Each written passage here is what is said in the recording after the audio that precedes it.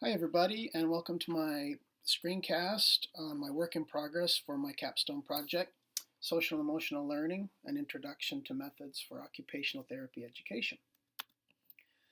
My capstone purpose is it's a faculty development course focusing on social and emotional learning and emotional intelligence, developing competencies in the educational process for OT students in the workplace, and developing professional behaviors. Competencies such as interpersonal skills, self-awareness, self-management, and interpersonal skills, social awareness, relationship skills, and responsible decision making. We're also going to look at the instructional methods that can be used to develop these competencies, and then discuss how to apply them in the classroom in preparation for students for fieldwork. The rationale involves the cell competencies and methods that have been proven to be effective in the K-12 school system. And there's also cell competencies have become important as 21st century skills for today's workplace. These skills have been proven to lead to longer term career success and performance, as well as life satisfaction, health, and benefits for the workers. Additionally, with changes to healthcare provision, working in interdisciplinary teams and solving problems in a collaborative group has become more important. So the cell competencies rationale is consistent with educational process in occupational therapy because we have an active engagement and we focus on affective and relational learning. The philosophy of OT focuses on empathy, compassion, self-awareness, and connection. The ACODE standards, there are 14 that address the different cell competencies, and there are at least 5 areas for the fieldwork performance evaluation that address these competencies, including professional behaviors.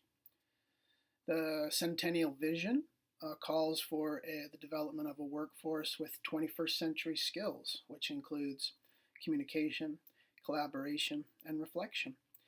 And the OT practice framework has the cell competencies within its components. Within the domain, there's the occupation of education that includes the context of the social environment, the process skills of social interaction, and the client factors of values, beliefs, and emotional regulation.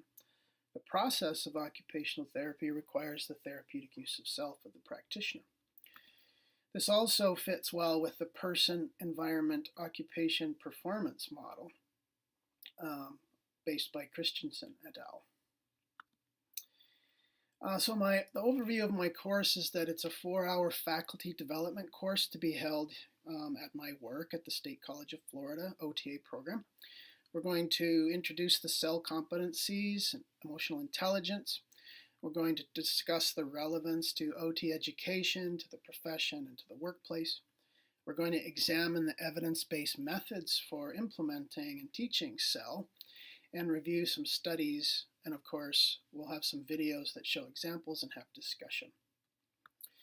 So the evidence that I'm using for my course involves several studies, some qualitative, some quantitative. We're going to talk about feedback, role play, service learning, mindfulness, and reflective journaling.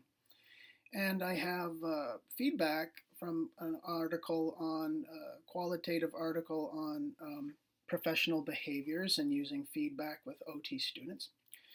The use of patient simulations to role play with pharmacy students to build social and emotional competencies. The use of service learning with business students to develop emotional intelligence competencies. The use of mindfulness in OT education to develop empathy and compassion. And reflective journals used with medical students.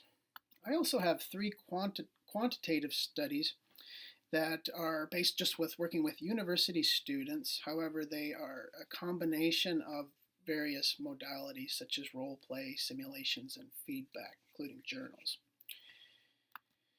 So the information about feedback, the study is going to help us with the communication of feedback to students and the skill required of educators. The article by Shearer was very useful in seeing the student's perspective. It was a qualitative study that used triangulation of both the verbal feedback from students, interviews, and focus groups. The role play study was quantitative, and it looked at the effectiveness of role play in building communication, listening, and empathy in pharmacy students.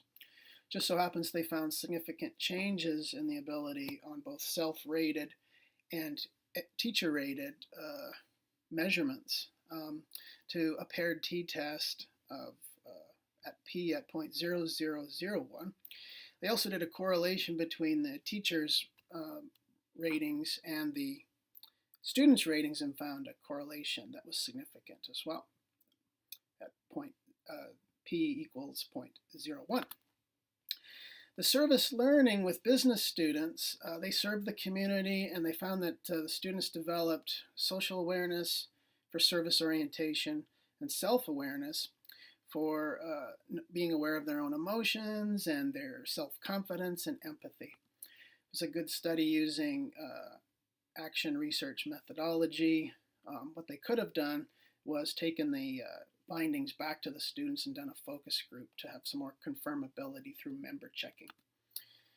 The mindfulness study that took place in Britain was with OT students in OT programming, and they found that teaching them mindfulness allowed them to concentrate better, focus their awareness, and have empathy for their clients and have less performance anxiety. And it was a phenomenology study. They used triangulation from multiple points of view, journals, focus groups, and interviews. And the author also was very in-depth in his description of how he was a part of the experience. Reflective journals used with medical students. This was online journaling between the students and their instructors. They found the students discussed humanism, professional behaviors, and struggles. They appreciated the feedback from their responses, and this is going to help our instructors learn more about using perhaps this modality. This was once qualitative as well, using the data analysis from the blogs. Once again, they could have taken the data back to the students and had a focus group to triangulate some of the information. And then the last three studies are all quantitative studies combining role play and reflective journaling, group work, and feedback. And they all took place in Europe at universities in Belgium. And what they found was that the combined programming improved social skills and emotional regulation, including it maintaining after 6 months of past intervention, and also that the training also improved well-being and employability measures. And of course, this was a quasi-experimental case, and they used the ANOVA with the F statistic, and they were able to get p-values in all of their significant findings that they summarized. All p-values were below 0.005. And so my next step is to implement this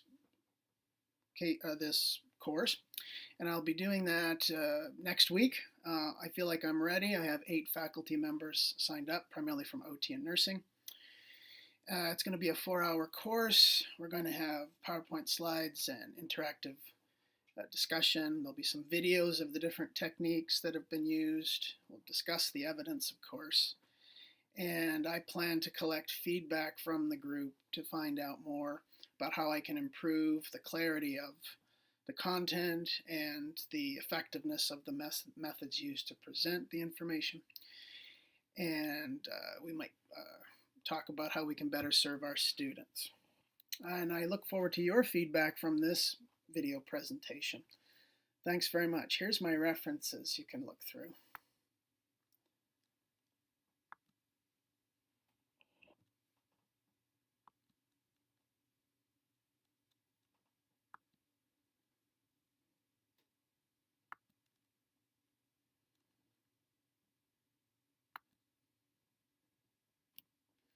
Thanks very much, everybody. Take care.